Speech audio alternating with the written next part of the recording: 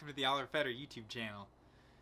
Today, I had my 1.6 Volkswagen Rabbit in there, ready to start, perfectly timed, injection perfectly timed, oil system primed, and it wouldn't start. The fact that it didn't start doesn't fit a single previous diagnostic model of how I understand this car, because I was pretty sure I had encountered every possible way of this car not starting.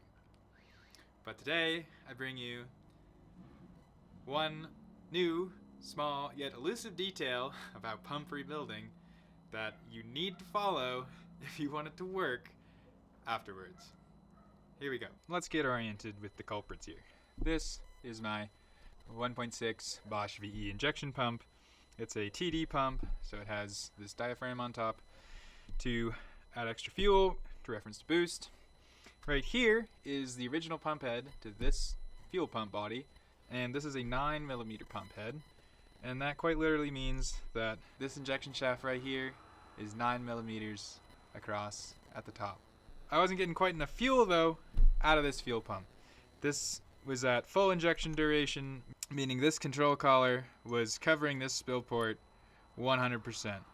It was covering the spill port just like that, and when you're doing this with this small of a head, what you end up getting is longer injection duration, which ends up making the injection event less crisp and short. In order to put out more fuel in a shorter amount of time, I went ahead and upgraded this mechanism here to this mechanism here. This is an 11mm pump head, which means that same end diameter is now 2mm bigger in diameter than this rod right here.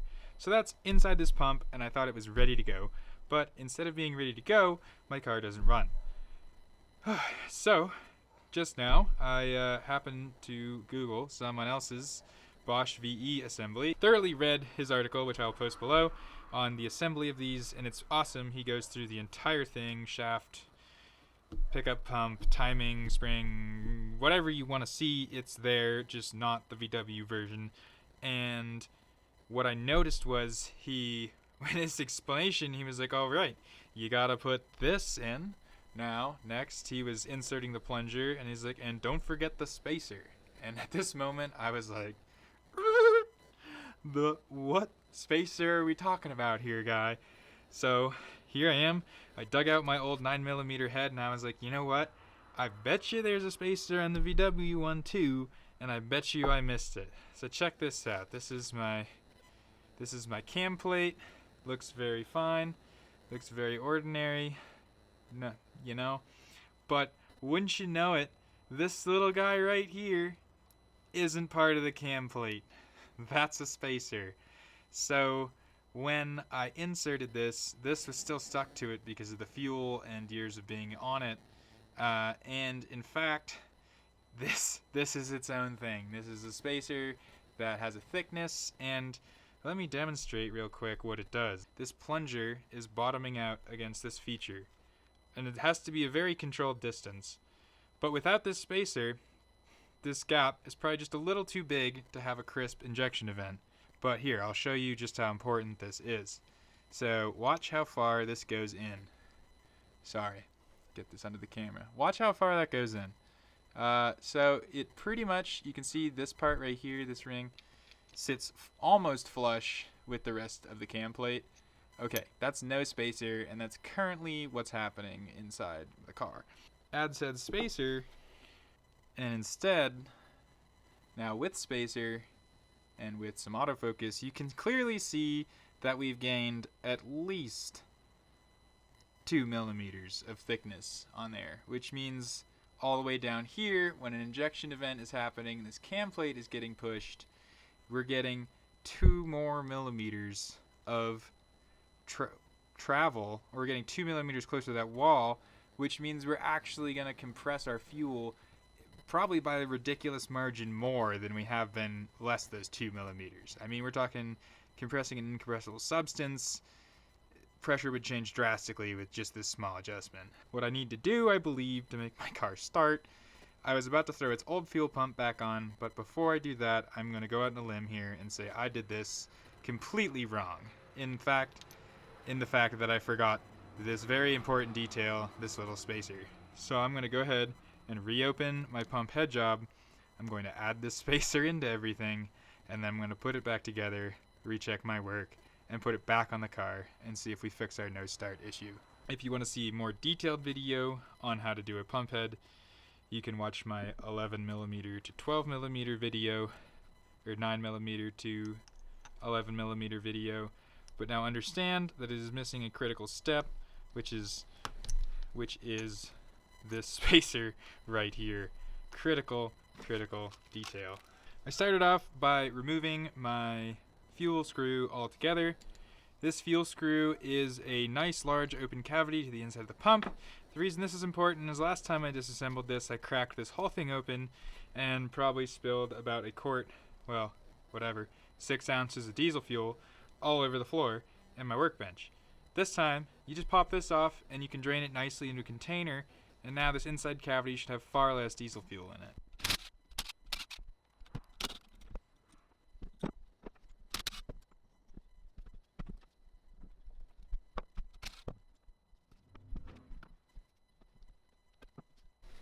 Alright, so now the very important couple of things I didn't get right the first try here.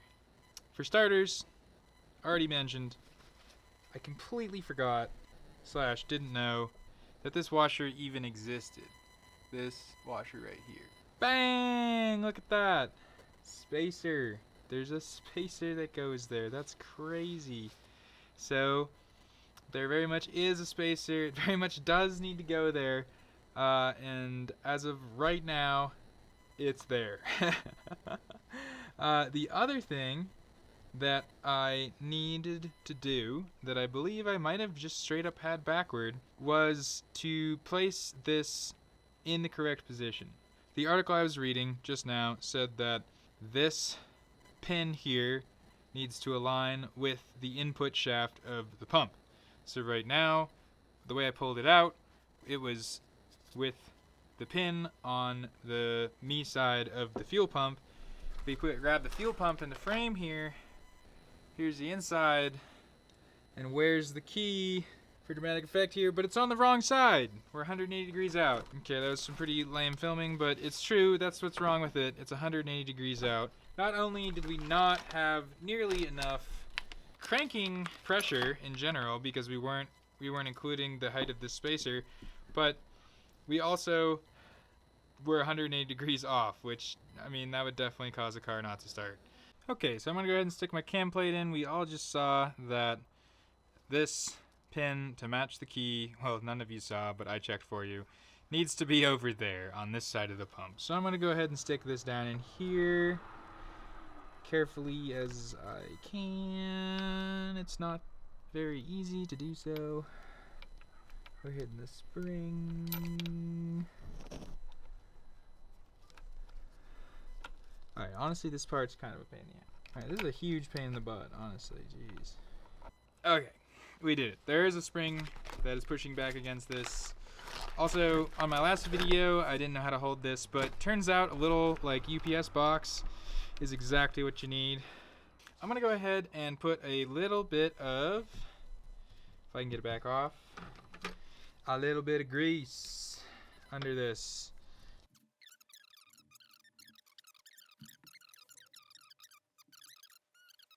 Take 2. Pump is reloaded. Head is reloaded. I did put grease under this time because that washer did fall off. My new technique now, because my fuel screw is still out, is that I put the fuel screw all the way in, so this really can't flap around as much as it could just previously. That should give us a little more leeway to squeak in. My only other thought is maybe I should just line everything up vertical real quick. That seems to make sense as well. We're going full vertical, boys.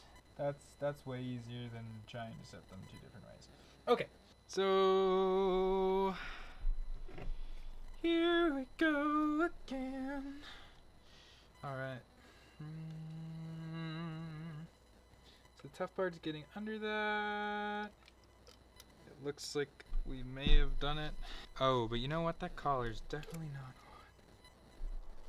So here I am, I'm pausing part way, and I'm using a pick right now to push the collar further down the shaft so it can get settled prior. Well, wouldn't you know it, your SD card gets full, it's late at night, and you can't have another SD card, of course, on hand. So you just go ahead and finish everything, reinstall the pump on your motor, fully connect the timing belt and everything else, set timing to an approximate spot, and reconnect all your injectors, and wouldn't you know it, it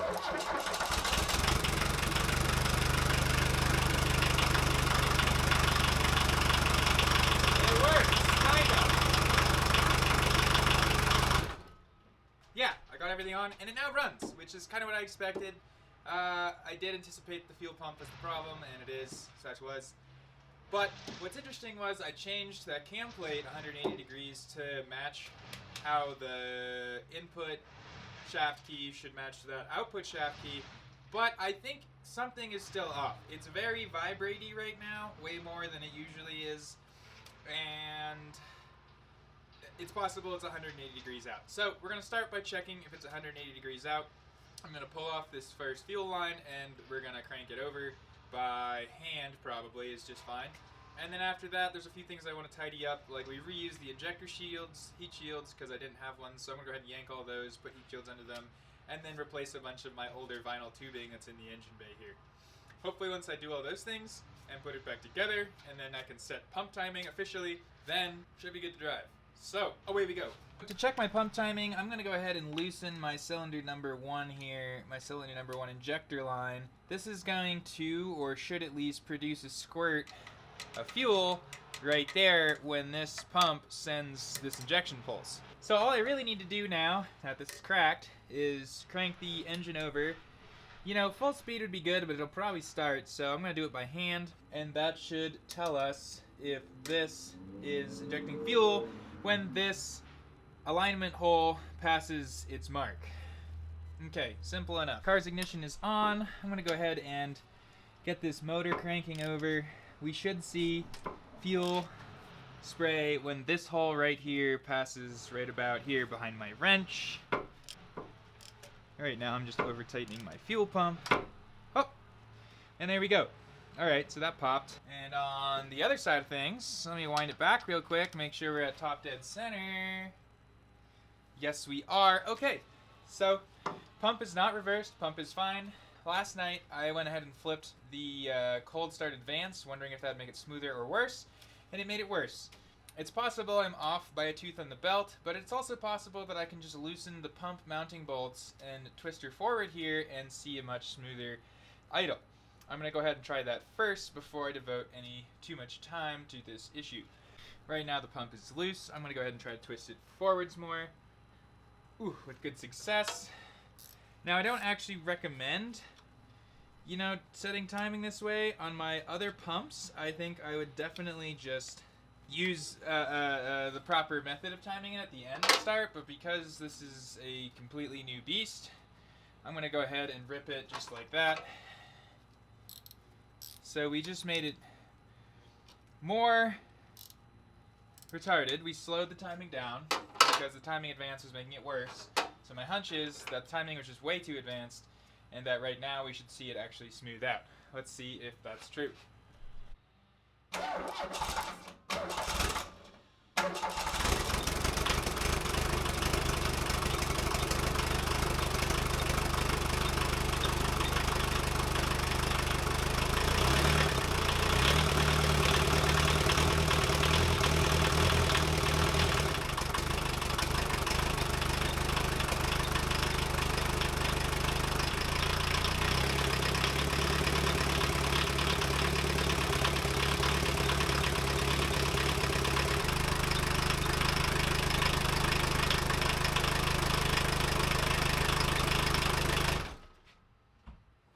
Okay, that was pretty inconclusive. The engine is cold both those times, so it ran smoother the first time because it was more advanced timing. Me shooting in the dark like this after seeing how it did just now is pretty useless. So I'm just going to go ahead and jump into pulling my injectors and hoses and replacing things. And then I'll time the pump properly real quick and we'll see how she goes.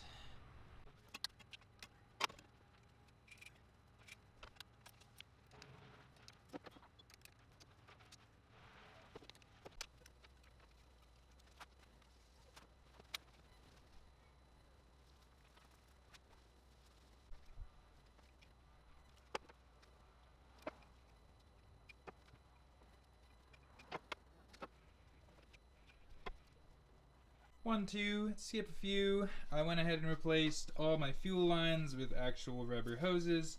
The nylon ones, those red ones that used to be here, were pretty cool, but they got really brittle and they were really hard to take off the pump. So these nice rubber ones that are a little bit oversized with clamps on them now is a much easier solution than trying to rip those off every time. Went ahead and replaced these. I just use, nylon lines for the most part. I would like to get maybe the actual version of these hoses at some point, but they're pretty useless and see almost no pressure, so it's not a big deal. Right now I am set up to time this fuel pump. I need to go ahead and turn the engine back until the pump plunger zeros, and then we can go ahead and see what it's at. I'll probably shoot to be at 0.0385. Okay, I now have our timing number. Let me just double check from Z's perspective. Yes, that's good.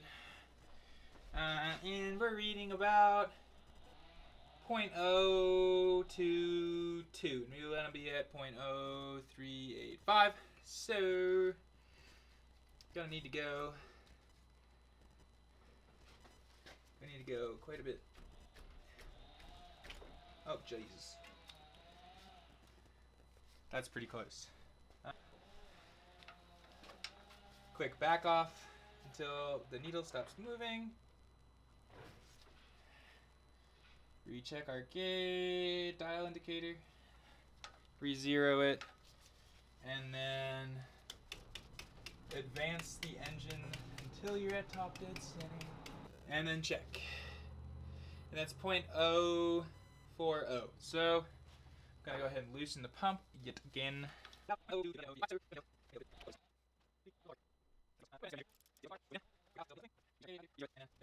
Beautiful.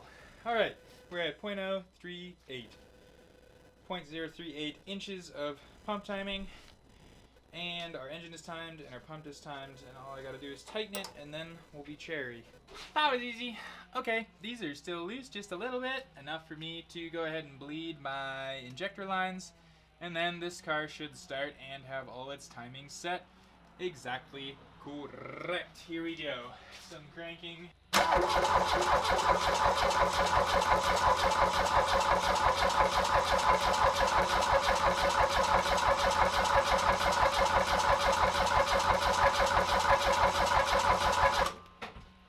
And that's all it takes.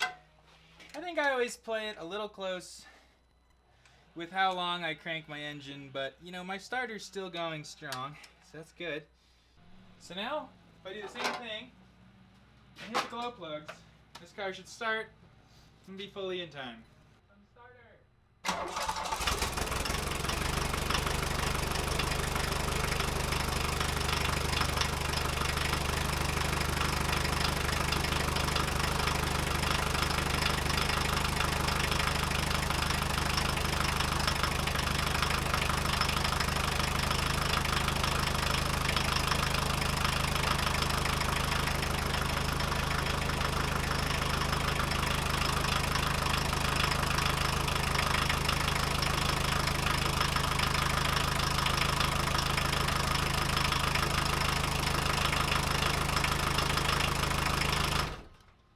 Now there's fuel leaks, but you get the idea.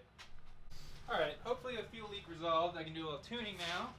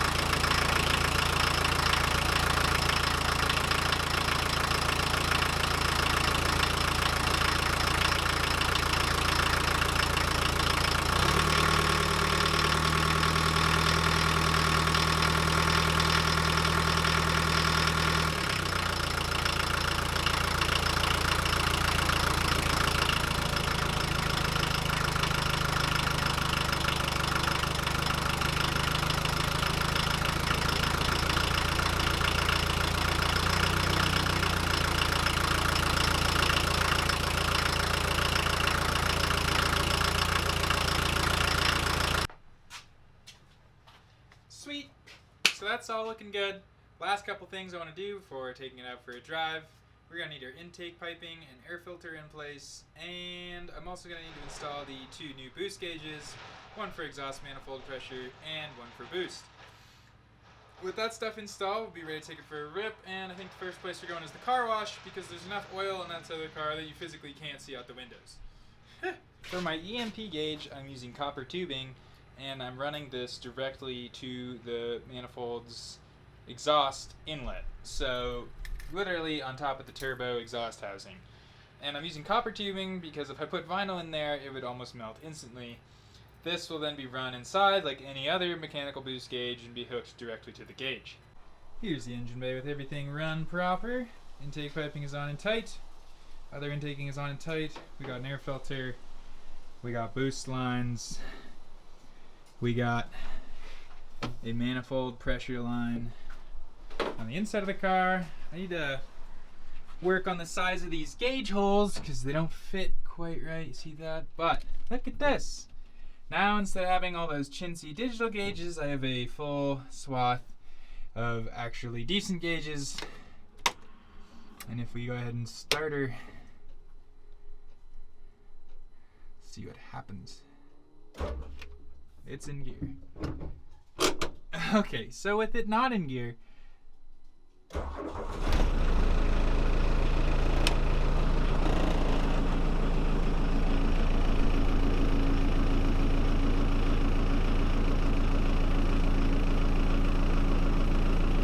right on. That's what you'd expect.